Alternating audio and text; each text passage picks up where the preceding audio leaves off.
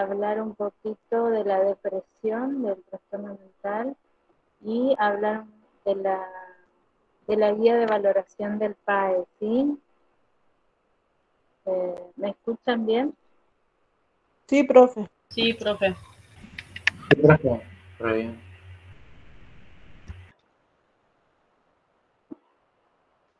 Bueno, entonces vamos a hablar un poquito en su comienzo de la depresión, ¿sí? La depresión, que es un trastorno mental que tiene mayor prevalencia. Recuerdan que les dije que en Concordia es uno de los trastornos mentales en aumento, ¿sí?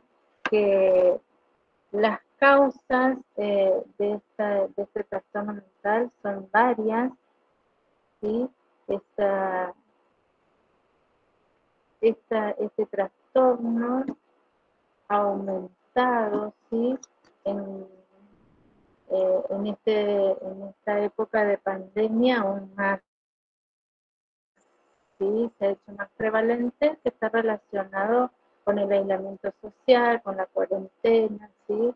Con la falta de vincularse el uno con el otro, ha provocado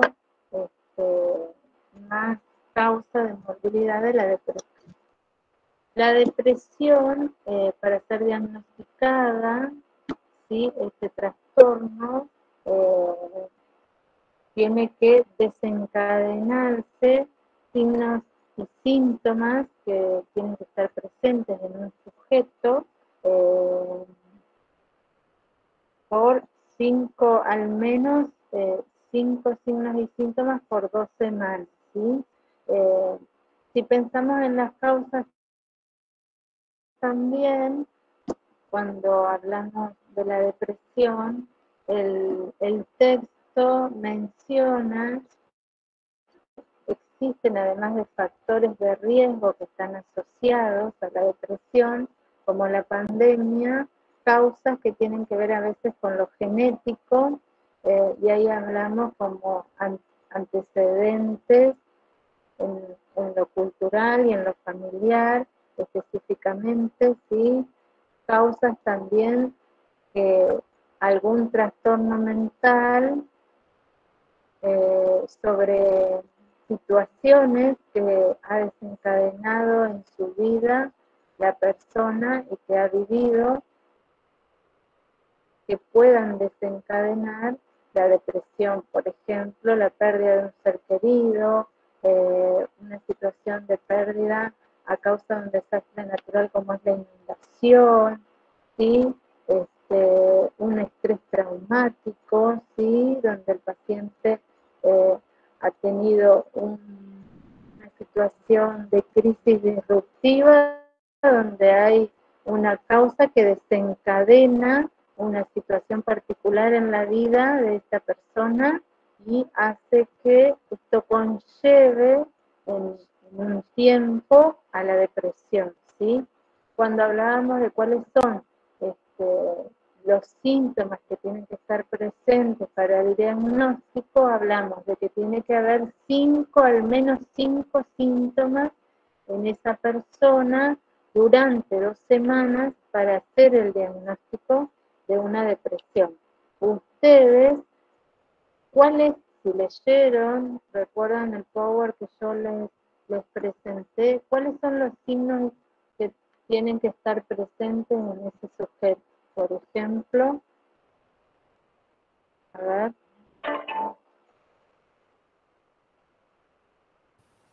Escucho. Sudoración, escalofríos, oleadas de calor, temblores, mareos. Disminución del placer e interés falta de aire. en la actividad habitual. Bueno, a ver. No. Insomnio. Ahí estamos. Ataque de pánico. Eso, ahí estamos hablando de otro trastorno. Ahora estamos hablando de la depresión. ¿Qué síntomas están presentes para el diagnóstico de la depresión. ¿Cuáles son? El insomnio, sí, el insomnio. Estado de Excesivas ánimo. horas de sueño. Irritabilidad. El estado, Irritabilidad. la irritabilidad. ¿Qué más? La disminución de concentración. Disminución del placer o actividades habituales que la persona realiza.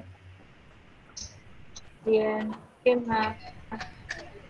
Fatiga, Disminución de Fatiga, peso. pérdida de energía. ideas de muerte, Bien. Ahí nos detenemos en este de ideas de muerte, ¿sí? Porque uno de los síntomas característicos que siempre está presente en la depresión son las ideas de muerte, ¿sí? El sujeto intenta suicidarse, el paciente depresivo, entonces este síntoma generalmente está presente, ¿sí? De todos los síntomas que menciona, 5 tienen que estar presentes durante 2 semanas en el paciente. ¿Quién realiza el diagnóstico de la patología? Les pregunto. El psiquiatra. psicólogo, médico El clínico, psiquiatra y El psiquiatra junto con el psicólogo. enfermería. Sí, bien.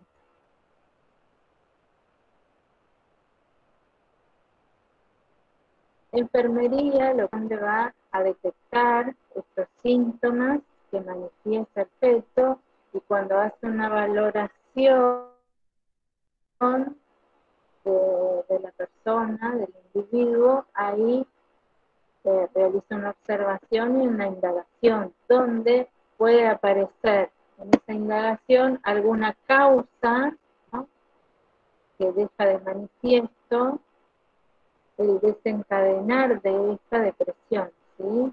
Donde aparece, bueno, el insomnio, el estado de ánimo depresivo, ¿sí? La angustia, ¿sí? Sobre todo la idea de muerte, ¿sí? Los sentimientos excesivos o a veces de culpa, de inutilidad.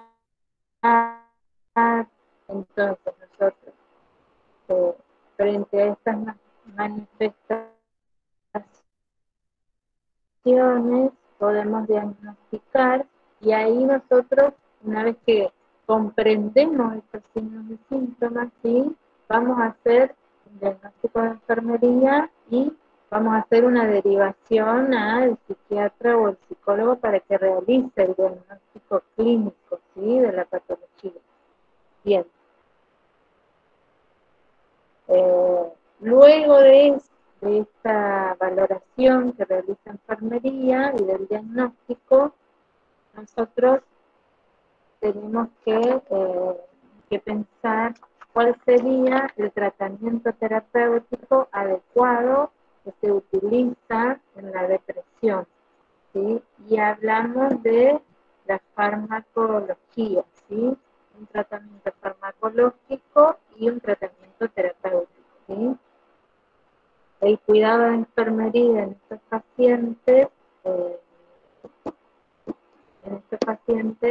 es la vigilancia, la administración, ¿sí?, de la medicación. ¿Qué medicación se utiliza? Antidepresivos, ¿sí?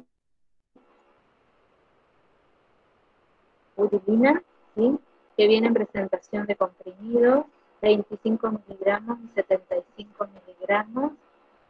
La amitriptilina, que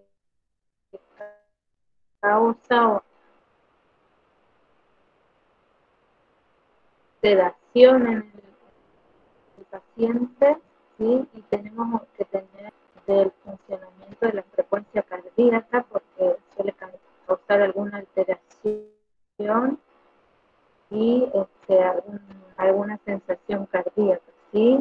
Entonces hay que hacer un estricto control frecuencia cardíaca como efecto adverso, ¿no? Que puede causar la nitroglicerina. Después tenemos la sertralina, que es otro antidepresivo, que viene en presentación de 50 miligramos y de 20 miligramos. También es otro de los antidepresivos, la venlafaxina.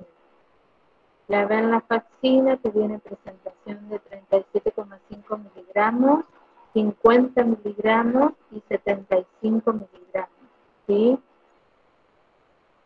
Este antidepresivo lo que tiene como efecto adverso es que aumenta la tensión arterial. Entonces, en aquellos usuarios que son hipertensos no se puede utilizar. Entonces, por eso, como resultado eficaz, siempre el antidepresivo de elección es la amitriptilina, el que mejor respuesta tiene en el tratamiento, ¿sí?, de los pacientes. Estos pacientes tienen que ser acompañados por el familiar y vigilados en la administración de los medicamentos, ¿sí? Pensemos que las dosis varían, la presentación no, y bueno, muchas veces sucede que si no hay una vigilancia en cuanto al cumplimiento del tratamiento y la administración, Abandonan el esta idea de tratamiento. muerte que a veces tiene. ¿Cómo? ¿Alguien quería decir algo?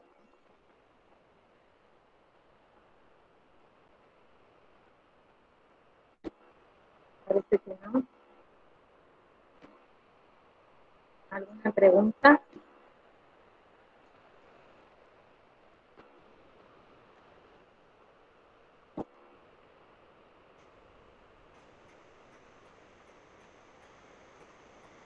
Parece que no.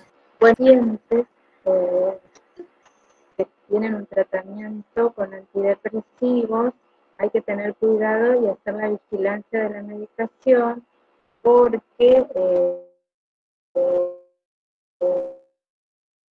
son medicamentos que causan sedación, como decía, ¿no? Y potencian a la persona, ¿sí? Y esta sedación que causa,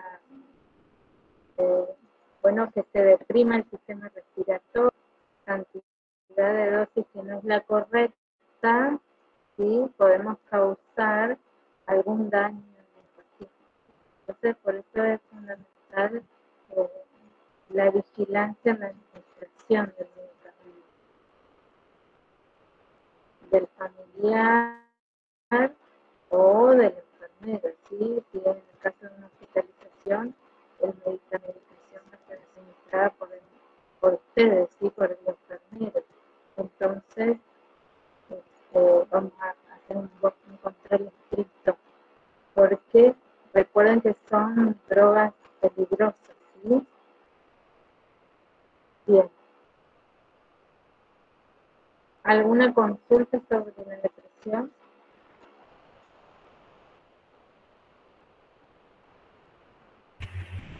No, profe.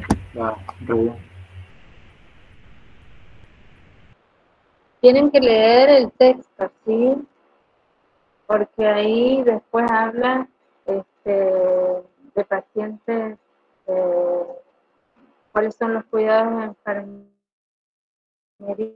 enfermería en estos pacientes, ¿sí? Depresivos.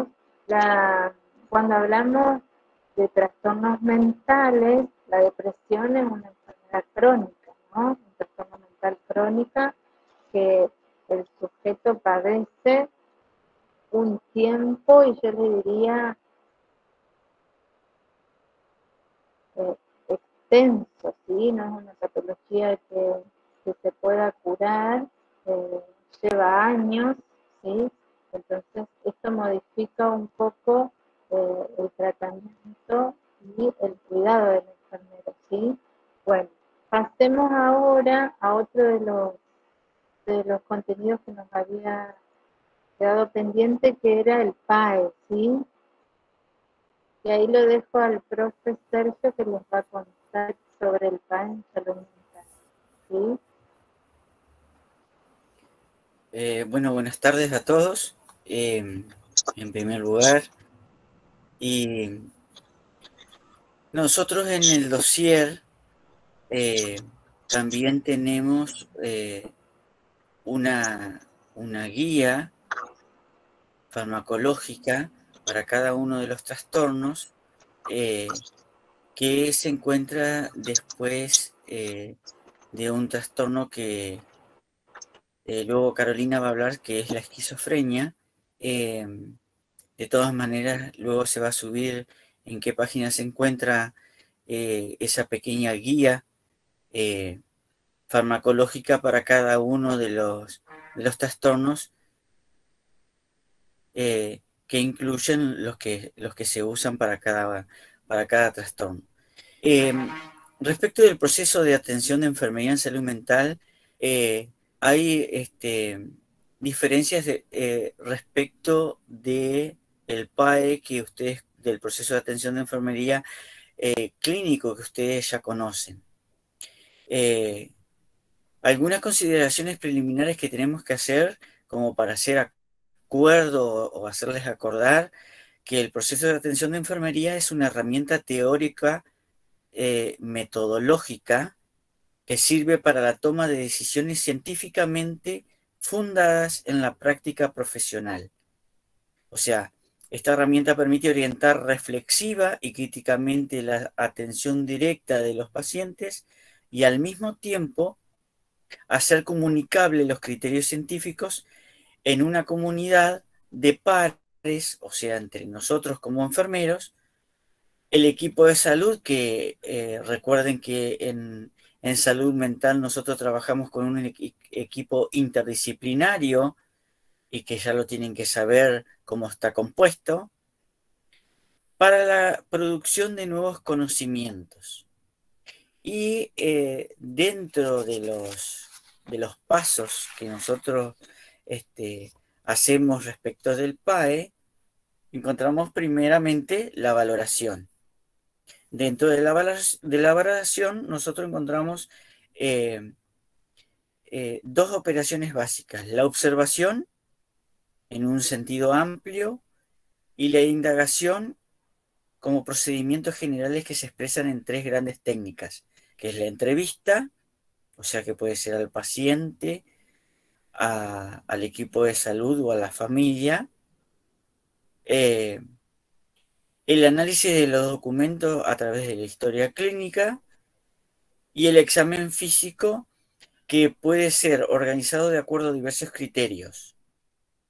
Uno puede ser cefalocaudal, o sea, de cabeza a pies, por aparato, puede ser neurológico, respiratorio, cardiovascular, digestivo, urinario, genital, musculoesquelético, por patrones funcionales, oxigenación, nutrición, reposo y sueño, ejercicio y movimiento, sensopercepción y cognición y sexualidad. Ahí estamos hablando de los patrones de Mayo y de Gordon.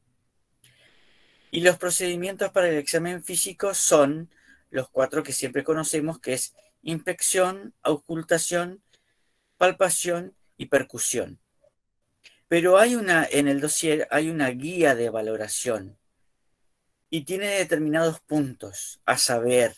El primero es los datos personales del paciente, que están que figuran en los antecedentes de la historia clínica, que es el nombre, la edad, el estado civil, todo eso. Como segundo punto, la evaluación del entorno familiar y sociocultural,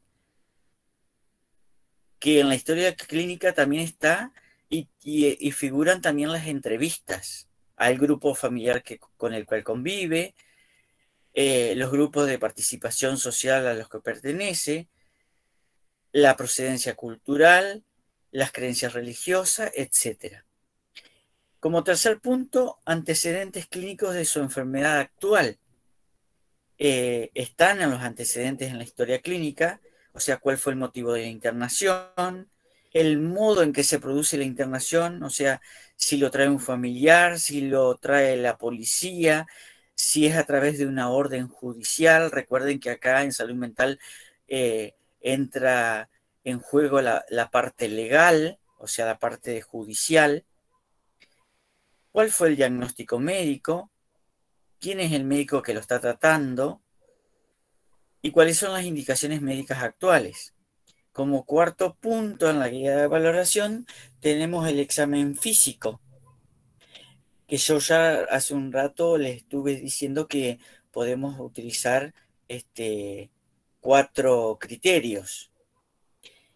El quinto punto es la evaluación de factores de riesgos asociados, que muchas veces hay pacientes que tienen ideación suicida, probabilidad del síndrome de abstinencia, probabilidad de reacciones alérgicas o adversas a los fármacos, ideas de fuga, porque hay pacientes que no les gusta estar internados y se quieren fugar.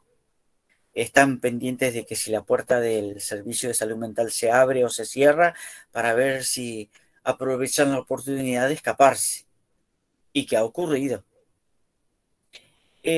Como sexto punto, el examen de signos y síntomas de enfermedad mental.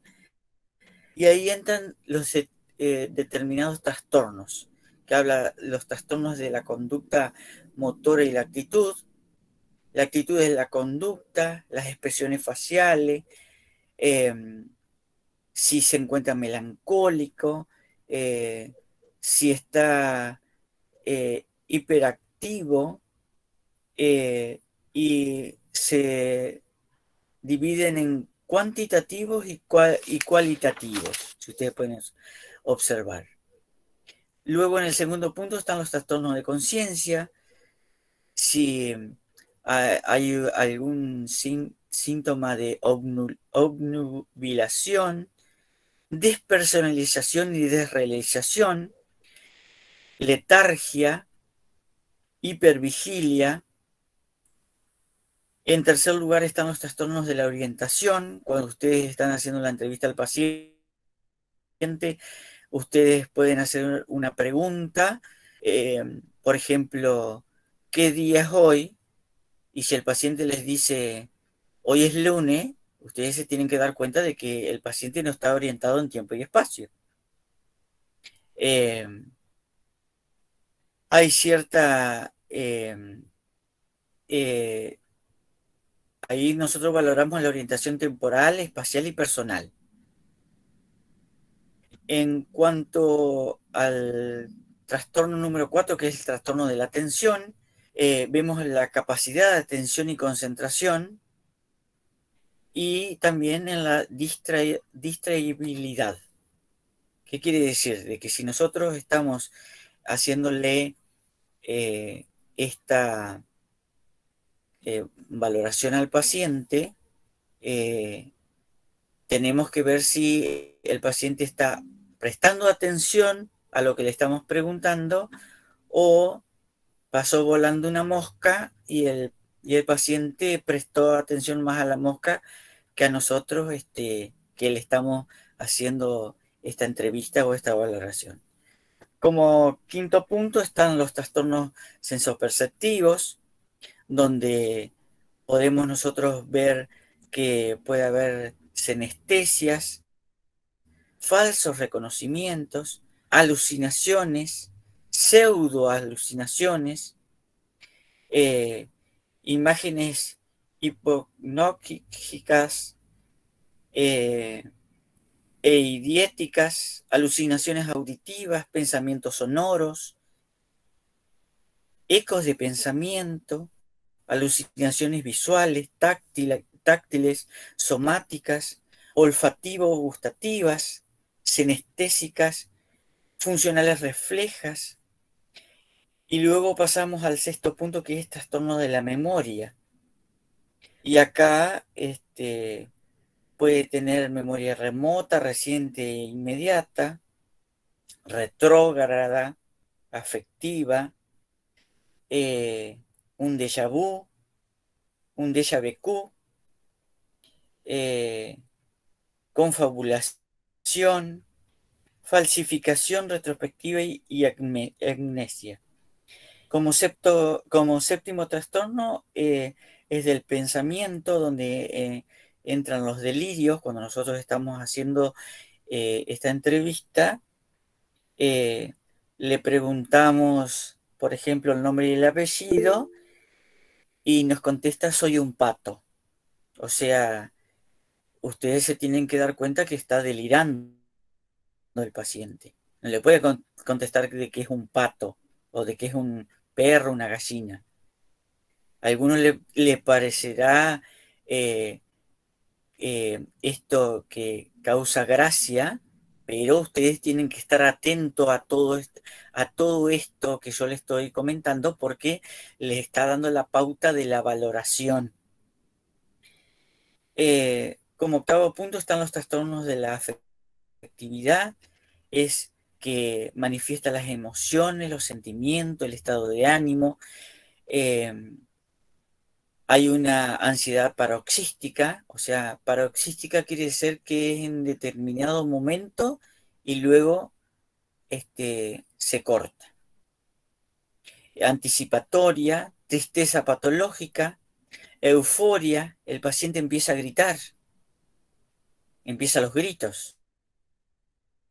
O sea, se pone irritable, ustedes le hacen una pregunta y es como que forma una barrera entre ustedes y él, y se pone irritable. O sea, no, dice: no quiero que me haga más preguntas. Y ustedes también tienen que estar atentos a eso. Trastornos de la inteligencia, cuáles son las aptitudes, si hay algún síntoma de retardo mental o demencia, también tienen que tenerlo en cuenta eso. Respecto del juicio, si hay una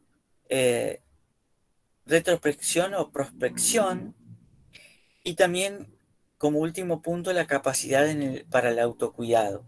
Ustedes tienen que valorar en ese paciente si ese paciente cómo se presenta, si tienen cuidado corporal. O sea, porque hay pacientes que van a llegar con olores porque no se higienizan. El aspecto de su piel, de la ropa, o sea, si están vestidos adecuadamente, porque pueden venir con la ropa toda agujereada, el nivel de aseo que tiene. En el caso de las mujeres, por ejemplo, el uso de cosméticos, si están si los labios están bien pintados, o el lápiz labial se les fue para un costado y se hicieron una raya acá al costado y llegando hasta casi hasta el ojo. Ya ustedes se pueden dar cuenta también de que hay una alteración. En el hospital hay un ropero comunitario, el hospital Felipe Era. Sí. ¿Quién está hablando? Yo, Gabriela. Gabriela, sí, hay un ropero comunitario, sí. ¿A qué se refiere eso, Gabriela, a lo cual Por yo estoy hablando? la ropa agujereada, por eso. No, pero yo estoy hablando en la valoración del paciente que ustedes reciben en la guardia, Bueno, no del paciente que está internado. ¿Cómo valoran ustedes un paciente cuando hacen el PAE? A eso me estoy refiriendo, a todos estos ítems que tienen que tener en cuenta. O sea, observar si el atuendo se ajusta a la edad. Porque ustedes pueden recibir un paciente, supongamos, de 50 años, pero está vestido como uno de 18. ¿Me explico? Puede venir hasta con el pelo teñido, de color fucsia, un verde fucsia, y te dice: esta persona algo le pasa. Todo eso tienen que tener en cuenta en la valoración, pero en salud mental estoy hablando.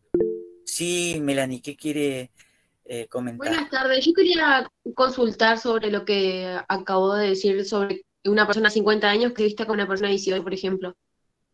Porque hay personas que le gusta, digamos, no Sí. varía por si sufre algo o no.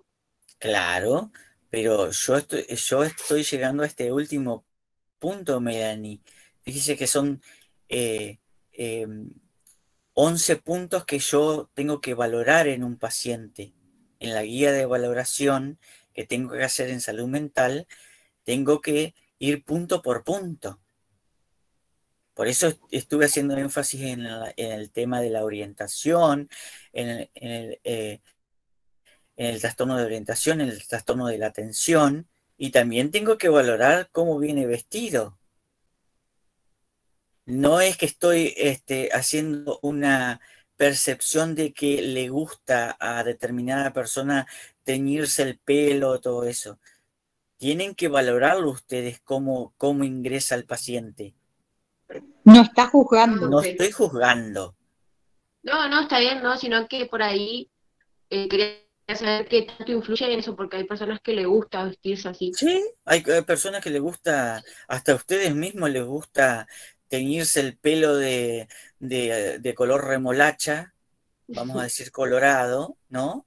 Y yo no voy a estar juzgando de que usted está teniendo un padecimiento mental. Me estoy refiriendo a cómo debemos valorar en la guía de valoración en salud mental. Gracias. Está en el dossier. Sí. Tienen que leerlo y todo esto que le estoy explicando tienen que leerlo.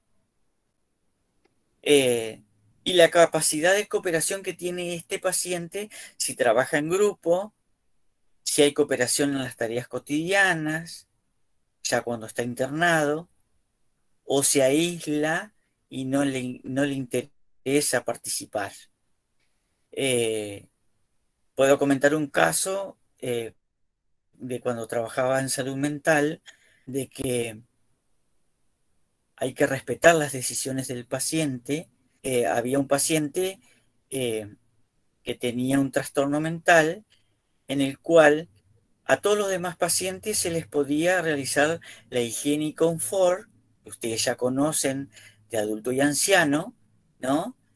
Y se le lava se le lava el pelo, ¿no?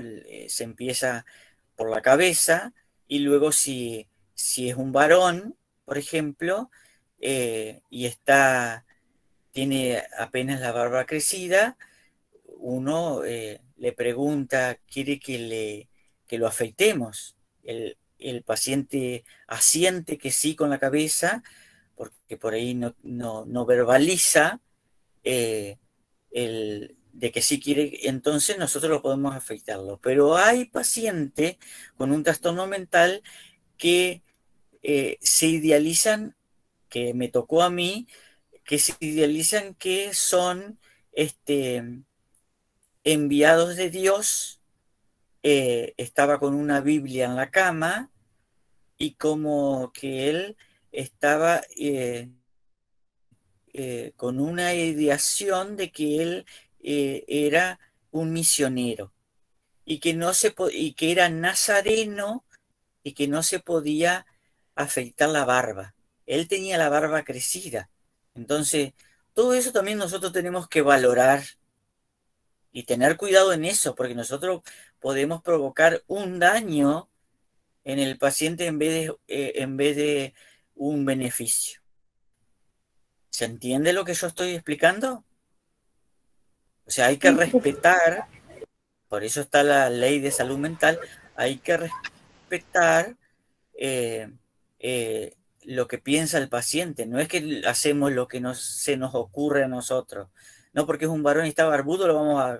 No, porque ese paciente, si cometemos ese error y no indagamos y no preguntamos, ese paciente lo que va a hacer va a formar una barrera delante nuestro y no se va a dejar querer atender más con nosotros.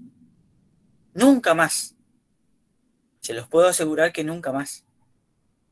No vamos a poder darle la medicación, ni darle la alimentación, ni nada. Ese paciente va a referirle a otro colega nuestro que, por ejemplo, Sergio, yo no quiero que me atienda más el enfermero Sergio. ¿Qué pasó? lo afeité. O sea, pasé por encima su creencia o lo que él pensaba en ese momento. O sea, cuidado con eso también. Hasta acá llegamos con el tema de que es diferente el tema de la valoración, la guía de valoración de la parte clínica, en la parte de salud mental. Y si tienen alguna pregunta para hacer, estoy para evacuar cualquier consulta. Si no, seguimos con el siguiente tema.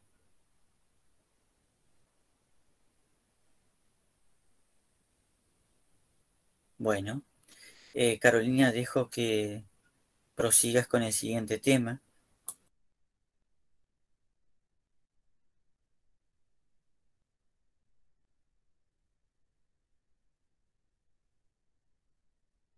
Ustedes que lean, como dice Sergio, la guía de valoración y lo nuevo que se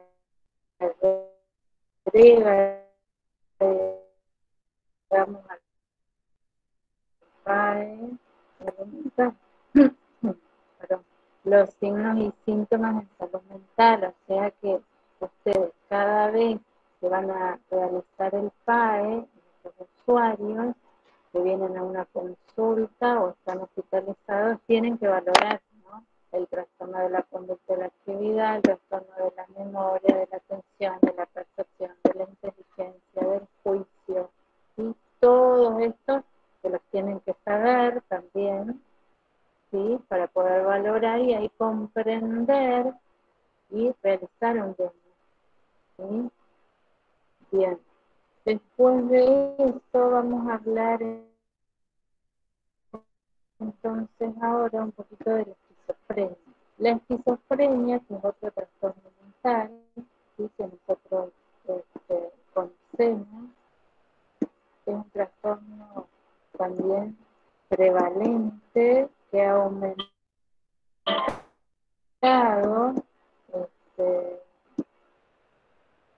aumentado la prevalencia de mayor cantidad.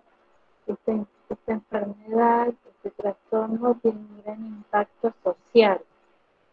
Cuando hablamos del impacto social, hace referencia a que las manifestaciones de sus síntomas, ¿sí?, se pueden observar cuando nosotros detectamos a un usuario con esquizofrenia en la comunidad, bueno, cuando tiene alguna reacción sobre su conducta, sobre su comportamiento, ¿sí? Y entonces, a partir de ahí, en el imaginario social, a veces son discriminados estos pacientes, ¿sí? Por eso es importante que nosotros nos capacitemos como enfermeros en comprender un poco cuáles son los síntomas que va a presentar un usuario con esquizofrenia, ¿sí? Esta enfermedad, además, afecta a todas las culturas y a todos los países. Tiene mayor prevalencia en hombres que en mujeres, ¿sí? En hombres puede aparecer, según estadísticas, entre los 18 y los 25 años. En la mujer puede aparecer entre los 23 y los 35 años. Se suicidan pacientes con esquizofrenia de entre un 10 y un 15%, ¿sí? Y esta patología es una enfermedad severa, un trastorno mental crónico, ¿sí?, donde estos usuarios, ¿sí?, tienen que siempre tener el acompañamiento familiar y la vigilancia del equipo de salud mental, ¿sí? Bueno, ahora vamos a ver cuáles son los síntomas que pueden aparecer en un paciente con esquizofrenia, ¿sí? El diagnóstico clínico siempre lo hace el psiquiatra, ¿sí? síntomas que pueden estar presentes, tenemos síntomas positivos y síntomas negativos, ¿sí? En el dossier ustedes tienen un caso clínico de un paciente, un joven de 28 años que es diagnosticado con esquizofrenia, que convive con sus padres y una hermana menor, y que a los 17 años empieza a manifestar síntomas, ¿sí? A partir de una ruptura de pareja, ¿no? Una ruptura mental, dice el caso. Y a partir de ahí, fíjense, desde los 17 a los 23, se va desencadenando. Pues lean el caso, una vez que nosotros ahora desarrollemos un poquito cuáles son los síntomas que están presentes en el usuario, que está muy vinculado en concordia con las adicciones. Usuarios con esquizofrenia, la mayoría ha tenido problemas de adicción,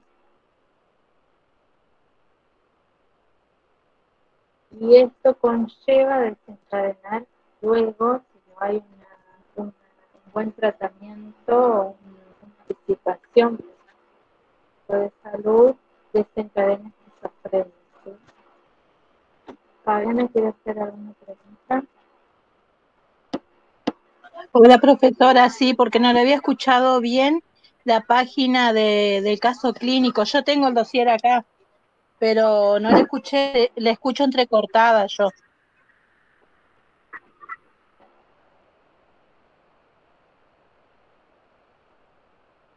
Sí, en realidad no dije la página de esquizofrenia está en la 245 del Es más o menos lo libro último. digital, ¿sí? Del libro manual, sí, porque es uno de los trastornos últimos. Bien, sigo. Muchas gracias, profe. Entonces, de nada. Cuando hablamos entonces de los síntomas, vamos a percibir en el inicio de la patología siempre los síntomas positivos que están presentes, ¿sí? ¿Cuáles son los síntomas positivos? Las alucinaciones. Las alucinaciones que pueden ser auditivas. Cuando hablamos de las alucinaciones auditivas, este sujeto va a tener o manifestar voces que escucha, voces que comentan durante el día. Este usuario empieza a escuchar voces, ¿sí? Alucina, ¿no? Este escuchar voces es uno de los síntomas característicos, ¿sí? El usuario puede ser que tenga sensaciones en su cuerpo interna, que eso se le llama senestesia, ¿sí? También puede aparecer. Después hablamos, bueno, alucinaciones pueden ser de diferentes tipos, auditivas, olfatorias, visuales, ¿sí? Luego también aparece como un síntoma positivo las ideas delirantes, ¿sí? Las ideas delirantes que pueden tener este paciente de percepción de que otra persona lo sigue, ¿sí? De culpa o de pecado, ¿sí? Preocupación por esta situación, de grandeza, de religiosidad, en los comportamientos o cómo se manifiesta esta idea delirante, puede ser que hace referencia a su forma de vestir, ¿no? El paciente tiene su idea de viste como un cura y tiene comportamientos, ¿sí? Como un cura, ¿sí? En cuanto a su vestimenta, ¿sí? Y en cuanto a su lenguaje, ¿sí? Es un ejemplo, ¿no? Estas ideas delirantes también pueden ser un poco de pensamiento, de referencia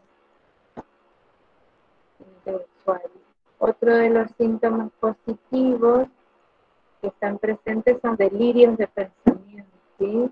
El delirio de pensamiento también está relacionado, vinculado con la idea delirante, ¿sí?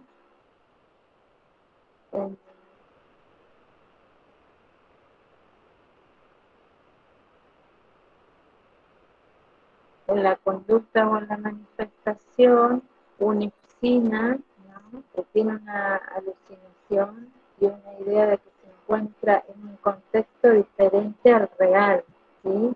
Entonces, como tiene esa alucinación, su comportamiento va a ser un comportamiento extravagante, ¿sí? Otro de los síntomas, ¿sí? Es acorde a esa alucinación, ¿sí? Por ejemplo, el paciente se encuentra hospitalizado y puede tener una alucinación de que se encuentra bañándose, entonces el paciente se desnuda y empieza a caminar en el servicio desnudo, porque tiene esa idea delirante y a su vez se manifiesta con el comportamiento extravagante. ¿Comprenden? ¿Sí o no? Sí, profe. Bien. Otro de los síntomas positivos son los trastornos formales del pensamiento, ¿sí? Y ahí hablamos de una incoherencia, de una ilogicidad, ¿sí? Cuando hacemos referencia al trastorno formales del pensamiento, el forma verbal, ¿sí? La incoherencia, sobre todo en la indagación o formulación de que nosotros queremos que el usuario nos conteste a una pregunta y la respuesta es incoherente, ¿sí? Por ejemplo, cuando pedimos colaboración con algún cuidado que el enfermero tiene que realizar a este sujeto, y bueno, va a manifestarse de forma incoherente, ¿sí? También en el lenguaje, ¿sí? La respuesta a una pregunta, por ejemplo, que nos diga cuál es el nombre y el apellido, la fecha de nacimiento, o el día en que se encuentra, y la respuesta va a ser incoherente, ¿no? Va a estar desorientado el usuario, ¿sí? Bueno, los síntomas positivos en esta patología de la esquizofrenia siempre están presentes, son característicos, se van desarrollando en forma evolutiva, ¿no? Y en el inicio de la patología, este paciente va a recibir un tratamiento que tiene que ver con ese tratamiento, con la terapéutica en cuanto a brindar un servicio de terapéutica con el psicólogo y el psiquiatra, y la farmacología, ¿sí? El tratamiento terapéutico. A veces sucede en la mayoría de los episodios de esta patología que el usuario abandona el tratamiento porque no hay un acompañamiento o una aceptación de la familia y no hay una vigilancia por parte del equipo porque abandona el tratamiento, ¿sí? Este usuario entonces pueden aparecer en la mayoría de los casos los síntomas negativos, ¿sí? Los síntomas negativos evoluciona la enfermedad y aparecen. ¿Cuáles son los síntomas negativos que están presentes? y la pobreza afectiva, ¿sí? Y ahí podemos encontrar estas expresiones. No tiene expresiones en el rostro de este paciente, su expresión facial es inmutable, ¿sí? No tiene movimientos, reacciona siempre de la misma forma ante la alegría, la tristeza, la reacción siempre es el rostro inmutable, ¿sí? Hay ausencia en las expresiones faciales, ¿sí? Otro de los síntomas negativos es la logia, que es la pobreza del lenguaje. Hay un bloqueo en la comunicación del usuario donde no puede verbalizar, ¿sí? No puede expresarse, no hay respuesta, y también hay una letargia en la expresión verbal, ¿sí?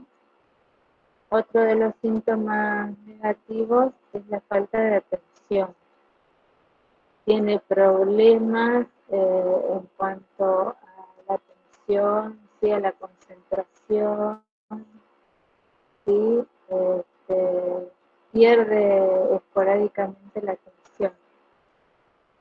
Después, otro de los síntomas negativos es la bulia o la apatía, que es la falta de voluntad, ¿sí?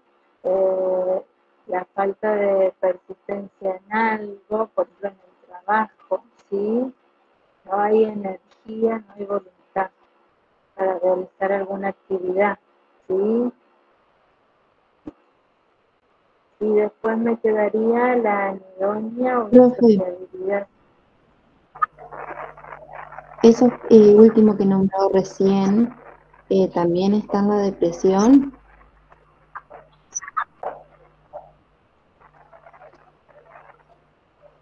Los síntomas negativos, Eso de no tener voluntad para hacer alguna cosa. sí, y la bulia y la apatía puede estar en la depresión, porque el usuario depresivo Tiene ganas de además nada. de la angustia, que se aísla, no tiene interés, ¿no? No tiene interés en realizar alguna actividad, se aísla, ¿no? Tiene el insomnio, bueno, los síntomas que vimos anteriores. Bueno, gracias. Y esta relación. ¿Alguien más quiere preguntar algo?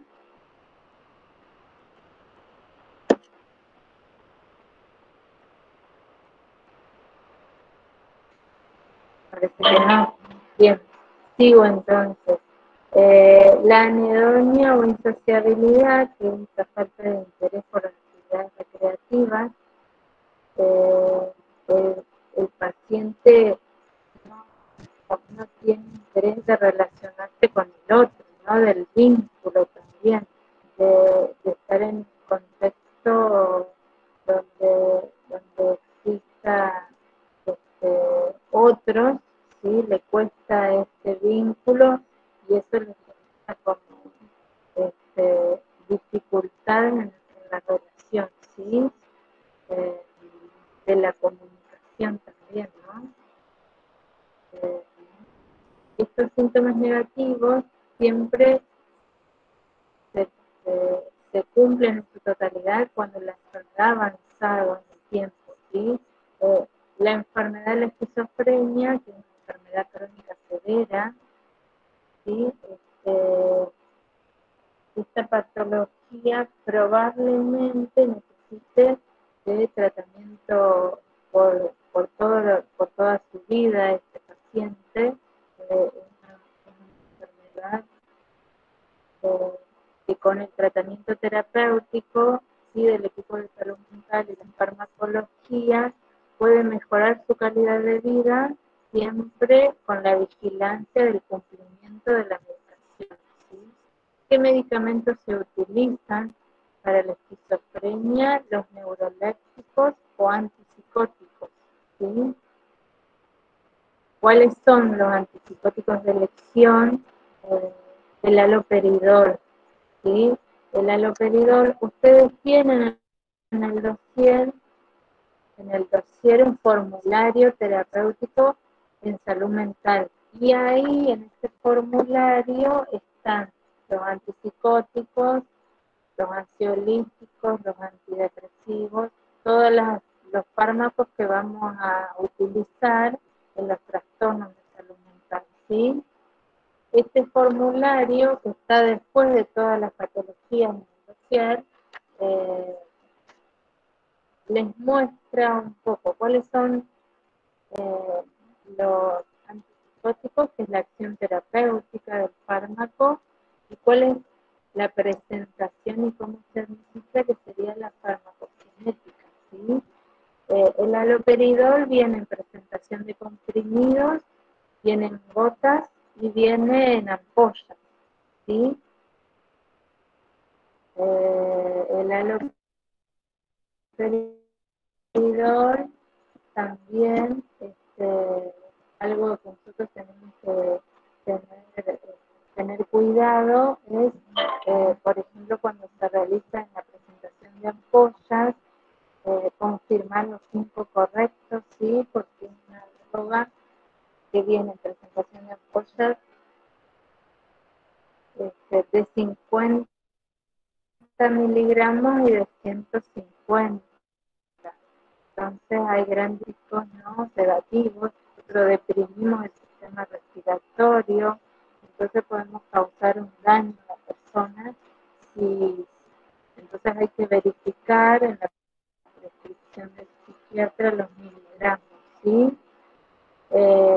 Siempre de elección se utiliza el haloperidol, y en situaciones de crisis se utiliza acompañado con un ansiolítico. ¿Cuáles serían los ansiolíticos? ¿Recuerdan que nosotros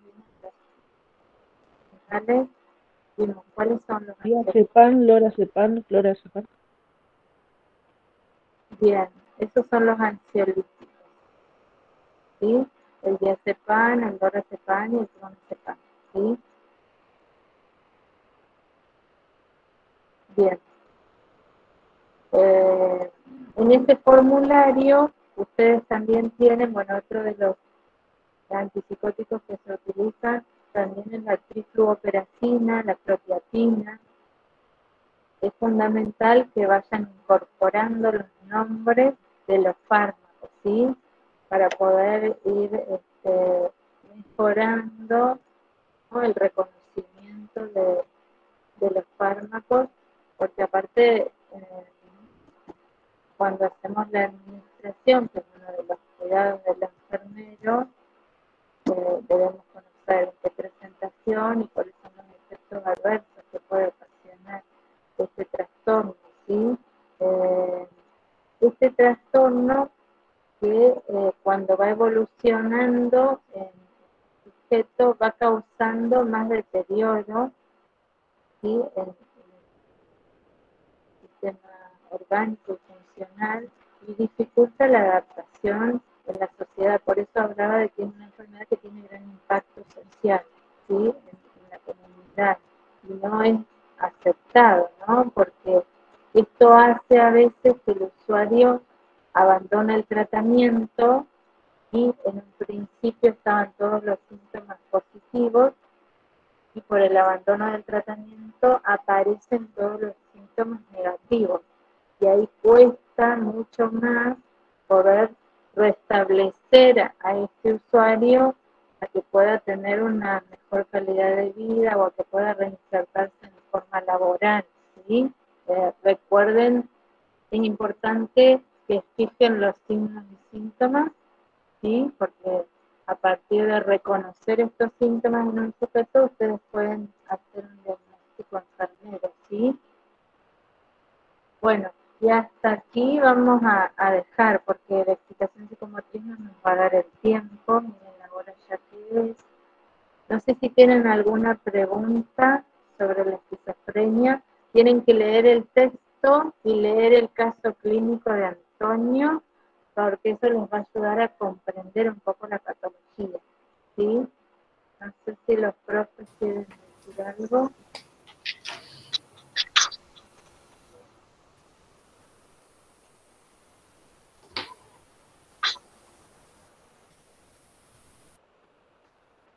¿no? Bueno, preguntas. Profe, le habla Rolón. Le quería hacer una consulta respecto al examen que usted había dicho que el 21 no iba a tomar. Ah, bueno, esa noticia no La habían puesto en el grupo, yo pregunté. Ah, bueno, se anticiparon. Porque habían dicho los chicos que creo que se iba a hacer en el horario de la cursada, de 7:15, creo. Bueno, sí, Y yo, para... en ese caso, si es el horario ese, yo no puedo Bueno, porque a ver, tengo el antes martes que usted tengo continúe, prácticas. bueno, antes que usted continúe, sí, antes que usted continúe con el discurso, vamos a socializar un poco el enunciado que yo tenía que hacer es ese, que sí, o la notificación, es que el parcial de esta cátedra va a ser el día 21, ¿sí? Que es el jueves que viene, ¿sí? El jueves que viene, el 21 de octubre, van a tener el parcial y el recuperatorio va a ser el jueves 28, ¿sí? Las cuestiones particulares de cada uno, de que no pueda rendir, además, bueno, la cátedra se da los días jueves, entonces el examen va a ser el día jueves, el examen va a ser escrito, digamos, escrito, digo, virtual, ¿no? Va a ser por la plataforma, un cuestionario, multiple opción, en el horario que se dicta la cátedra, en ese horario va a ser, o sea que el horario de la cátedra es desde las 6 de la tarde hasta las 8, ¿sí? Ustedes, en este rango etario, va a ser el examen, ¿sí? Después les vamos a comunicar, van a tener un tiempo para realizar el examen, que seguro no va a superar los 45 minutos, quizás menos, ¿sí? Y pueden ser entre 15 y 20 preguntas, ¿sí? Los temas o los contenidos que entran dentro del examen son los que hemos dado hasta hoy, ¿sí? Desde los que figuran en la primera clase hasta esquizofrenia, ¿sí? Entonces hablamos de lo que es la ley de salud mental hasta todos los temas hasta esquizofrenia, ¿sí? Ahora sí escucho preguntas. No, disculpe, profe, yo estaba en otro mes, por eso le dije que tenía las prácticas, pero no, nada que ver. Era el mes de octubre.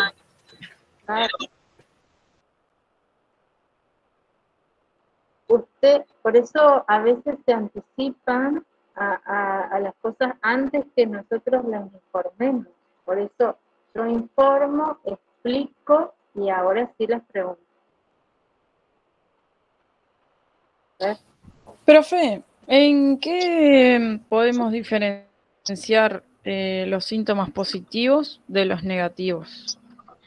Porque, por ejemplo, no sé, por ejemplo, el comportamiento sexual inapropiado, que lo toman como un síntoma positivo. ¿En qué se diferencia, digamos, positivos de negativos los síntomas?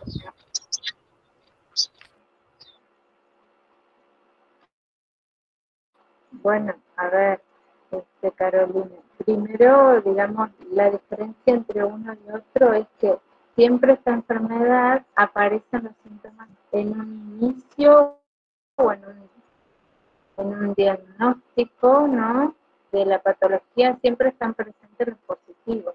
Entonces, aquel usuario que tiene esquizofrenia siempre va a tener alucinaciones, ideas delirantes, delirio, comportamiento extravagante, ¿sí? Y trastorno del pensamiento. Esos son los positivos.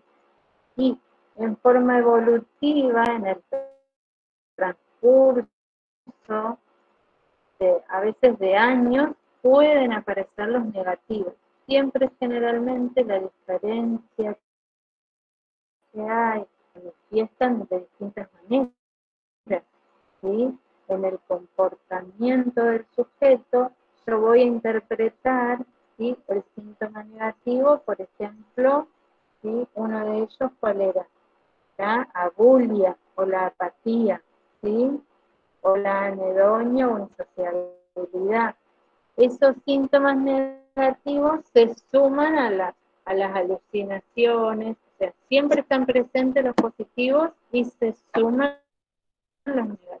Entonces, la pobreza afectiva, ¿no? La bulia, la logia, la anedonia, la insociabilidad, ¿entiendes?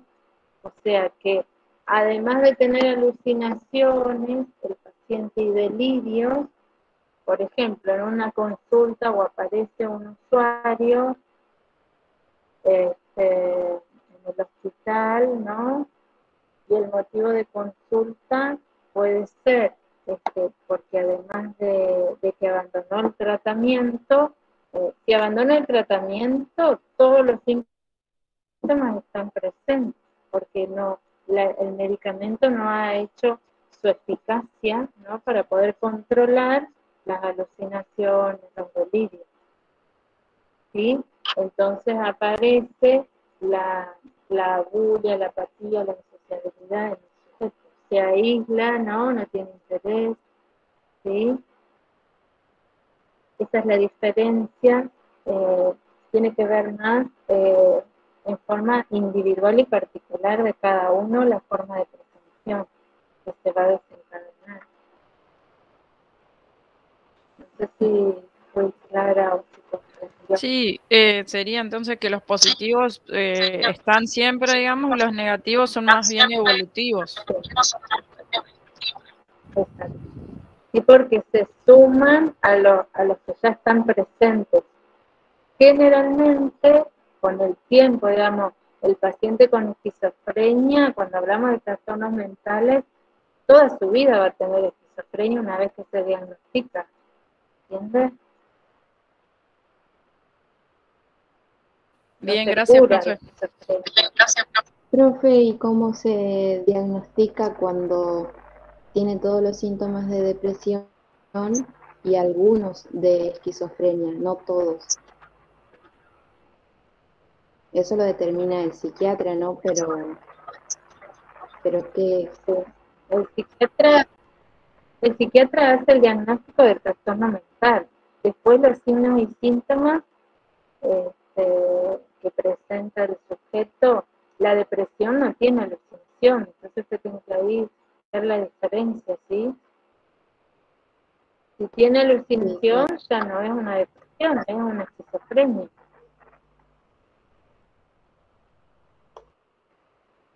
¿Entiendes? Profesora, ¿se puede volver agresivo una persona esquizofrénica? Porque por ahí puede pensar que lo quieren atacar o algo. Sí, sí se puede volver agresivo, por supuesto. Cuando hay, bueno, la complicación de la esquizofrenia sería la excitación psicomotriz, que ese tema lo vamos a abordar después del examen.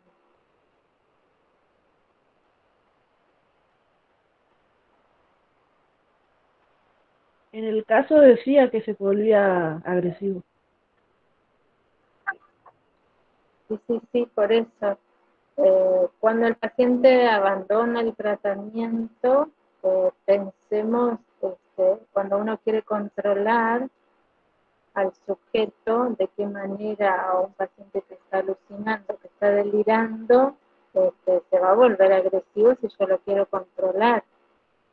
La forma de poder abordar esas situaciones es con la farmacología, ¿sí? Donde yo lo voy a sedar con el antipsicótico y con el ansiolítico.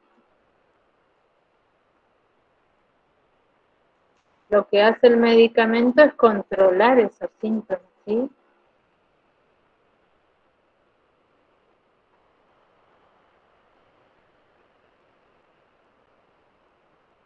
Bien.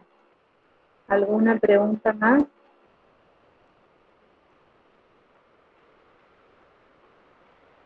En Es el la caso de, en oportunidad, el caso de las crisis, profe, por ejemplo,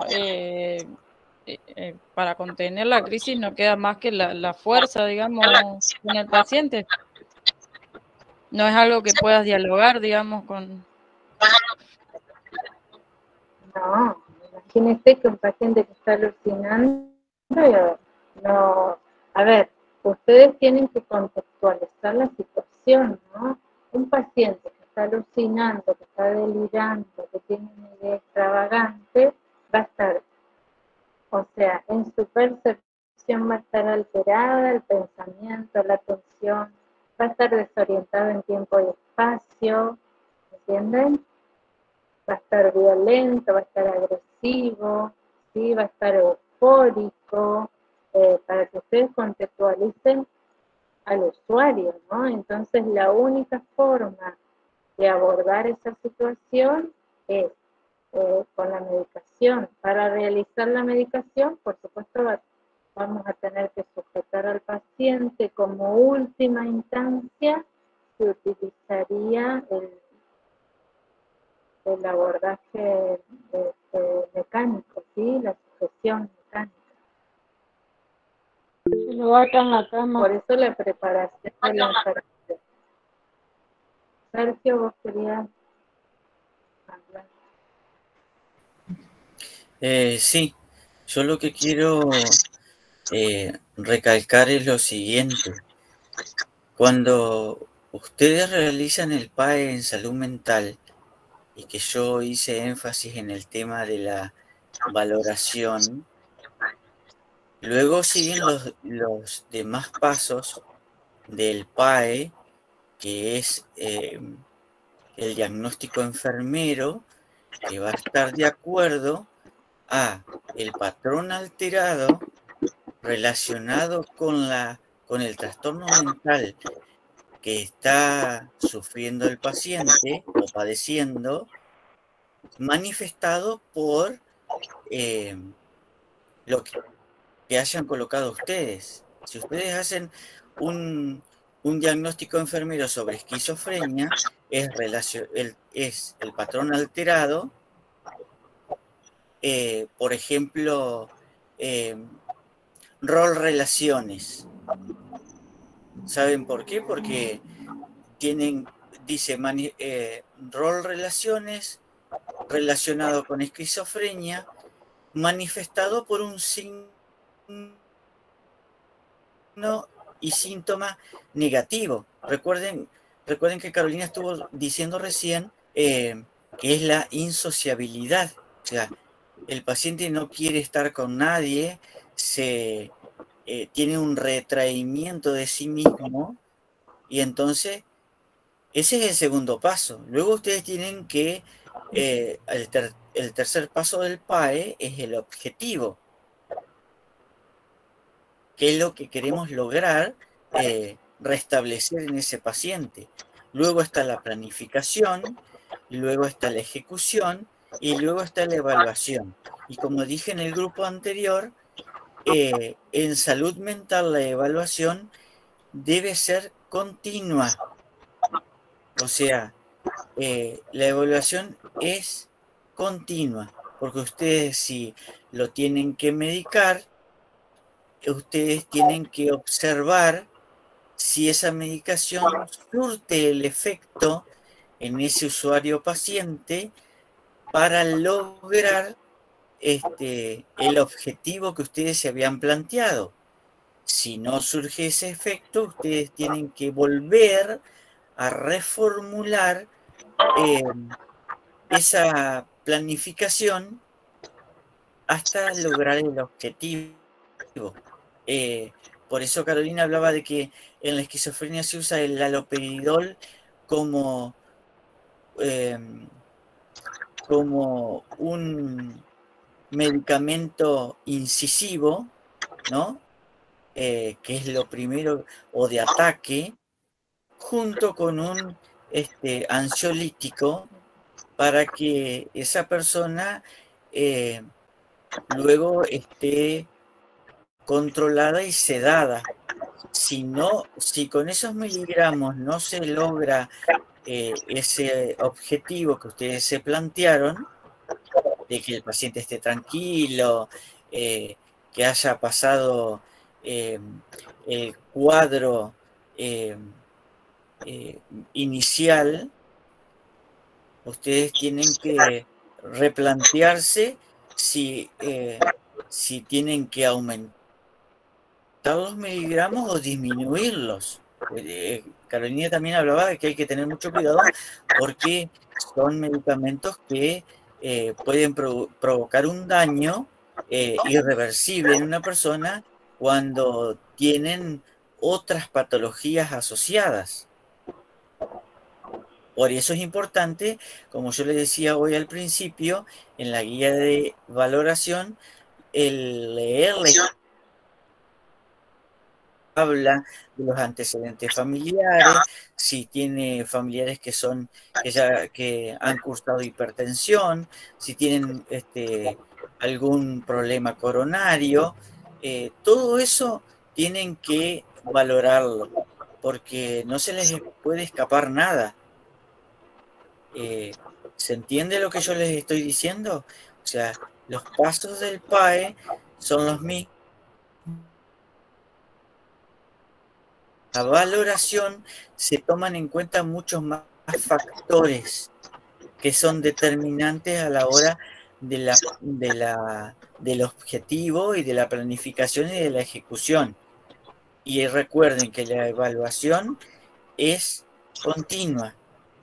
O sea, se va modificando de acuerdo a la respuesta del paciente, de acuerdo al fármaco.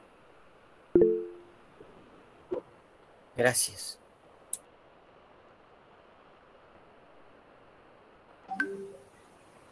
Profe, Sí, ¿puedo Carolina. hacer una consulta más? Al igual que las otras enfermedades, los otros trastornos mentales, ¿esto es un desencadenante de alguna situación en particular o al que le toca, digamos? Mayormente está asociado al consumo de A sustancias. una crisis, profe, ¿o no? Sí, el consumo de sustancias. Una crisis puede ser también. Sí. Brenda, escúcheme lo que le estoy diciendo. Sí, pero también se asocia también al consumo de sustancias. Es la causa más prevalente. Porque ahí es donde pierden la noción, o sea, la sustancia psicoactiva le hace perder la noción de la realidad en la que está viviendo y espacio temporal, como yo le hablaba hoy al principio, que también tienen que valorar. También cuando usted hace la entrevista, el paciente no lo mira a los ojos, sino que está distraído, ahí entra la distraibilidad, ¿no? Todo eso que yo estoy nombrando está en el dossier y se habla en la guía de valoración, puntualmente en cada trastorno. Yo estuve nombrando algunos, como para que ustedes lo entiendan. Y como dije en el grupo anterior, uno de los síntomas positivos respecto de las alucinaciones, y hice referencia a Vicente Van Gogh, que ustedes los deben conocer, que fue un famoso pintor. Él sufría de esquizofrenia y las alucinaciones que tenían eran auditivas. Por eso se cortó la oreja, pensando que cortándose la oreja iba a dejar de escuchar eso que él escuchaba, que alguien le hablaba. Las voces, exactamente. Y de ahí es famoso, tiene más allá de su padecimiento y su trastorno mental, era un excelente pintor, ¿no? Pero Van Gogh sufrió de esquizofrenia.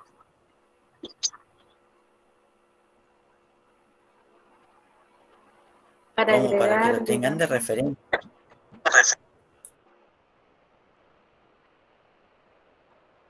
sí quería decir que para agregar, las causas de la esquizofrenia es multicausal, digamos, no hay una causa única, ya,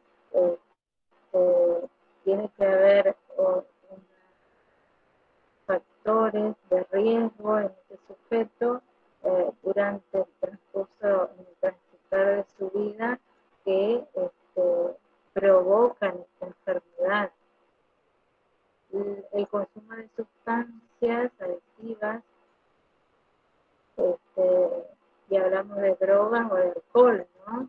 Hace que, si eso no se puede recuperar y abordar a tiempo, el usuario que consume drogas y alcohol, si no hay un tratamiento para recuperar su salud o mejorar esa condición, en el tiempo va a desencadenar un trastorno mental, casi que siempre en la estadística desencadenan esquizofrenia. Por eso es que hay tanta hoy esquizofrenia, y ustedes escucharon que yo mencioné que las edades estadísticas cuando se diagnostica la esquizofrenia ronda entre los 18 y los 35 años, que es la etapa donde podemos decir que ya son adultos, ¿sí? Y ahí esta persona, el sujeto, ya que hay una situación, como una de las compañeras decía, no es una crisis, o sea, es un trastorno mental que es las adicciones, ¿sí? A partir de esta adicción aparece, ¿sí? La esquizofrenia, o sea que es una enfermedad que lo que no tiene tratamiento, entonces la adicción, el paciente no es rescatado de esa enfermedad, y esto conlleva desencadenar con el tiempo la esquizofrenia. Sí, ¿alguien quiere hacer alguna pregunta más?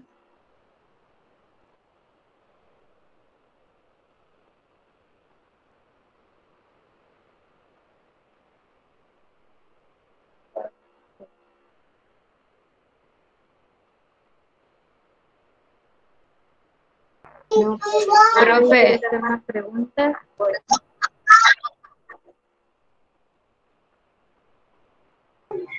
yo no decía que la crisis era el factor de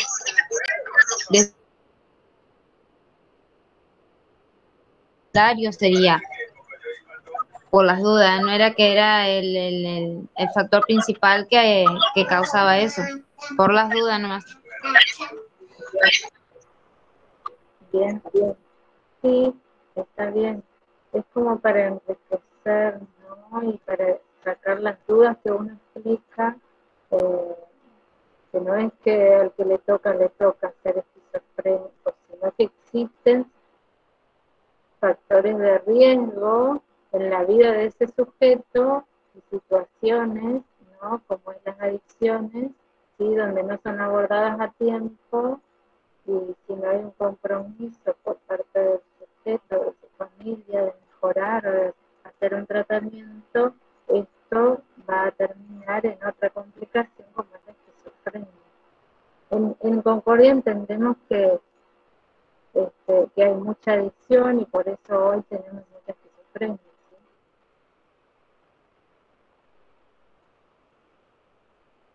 Bien. ¿Alguna otra duda? Si no nos vemos, nos comunicamos, yo les voy a subir algún material más eh, sobre la clase de hoy, que no alcancé a terminar en el aula virtual, y estudien para el examen, ¿sí? Sí, profe.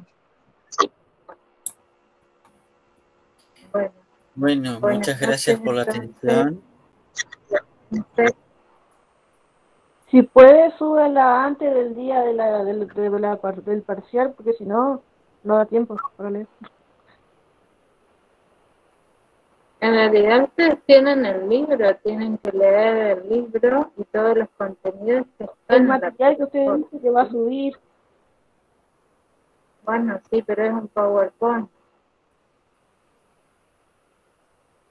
Profe, entonces clases no hay ni el jueves que viene ni el próximo tampoco. No.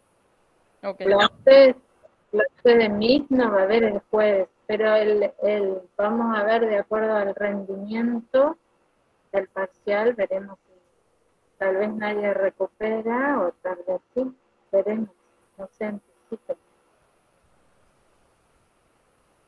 Y respecto Bueno, de la entonces, alumna que preguntaba la cantidad de preguntas que podrían estar en el parcial, Carolina dijo de 15 a 20 preguntas de múltiple opción.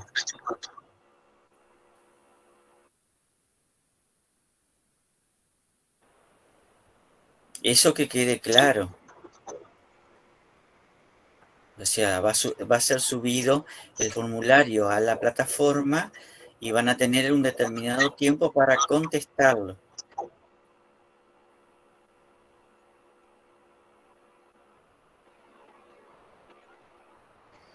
¿Y el tiempo no se sabe cuánto? El tiempo todavía no ha sido determinado, pero se estima puede ser en 30 minutos, pero no más de 45. Gracias, profe. Bueno, les resta solamente empezar a leer y, como yo les dije desde la primera clase, no dejen para lo último, porque después esto es un cuello de botella y empiezan a tener ustedes ataques de pánico y crisis y todas esas cosas y se van a poder valorar ustedes mismos a ver si tienen sudoración, si tienen palpitaciones, Ya empezamos con los síntomas, profe. Claro, y ahí no hay ansiolítico, no hay no. así que...